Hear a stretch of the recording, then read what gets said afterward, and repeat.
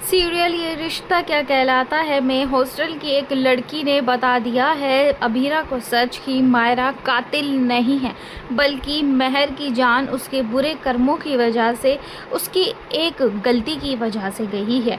यहाँ पर जैसे ही अभीरा अब मायरा का केस लड़ रही होती है, क्योंकि मायरा ने अरमान से साफ कह दिया है कि मेरा केस मम्मा लड़ेंगी। ये सुनते ही अबीरा की आंखें नम हो जाती है और अब वो सोचती है कि चाहे कुछ भी हो जाए, लेकिन वो अपनी मायरा को, अपने बंदर को खुद से दूर बिल्कुल भी नहीं होने देगी। चाहे कुछ भी हो जाए, पर ये केस तो अबीरा जीत कर ही रहेगी। यहाँ पर अबीरा पूरे जोशों में, होशो आवाज़ में लग जाती है, पूरे जोश में लग जाती है कि कुछ ऐसे सबूत उसके हाथ लग जाए जिससे ये साबित हो जाए कि मायरा कातिल नहीं है।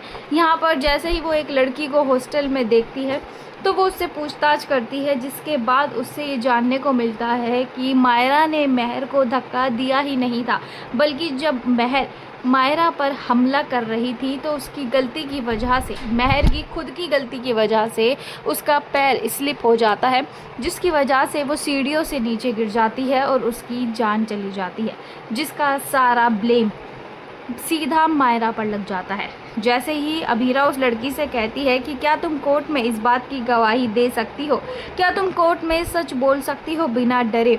यहाँ पर वो लड़की कहती है कि जो मैंने देखा और जो मैंने आपको बताया वही सच है, और मैं सबको ये सच ज़रूर बताऊंगी, क्योंकि मायरा मेरी अच्छी दोस्त है और मैं नहीं चाहती कि उसे बेवजह जेल हो, इस गुनाह में जेल हो जो कि उसने किया ही नहीं है।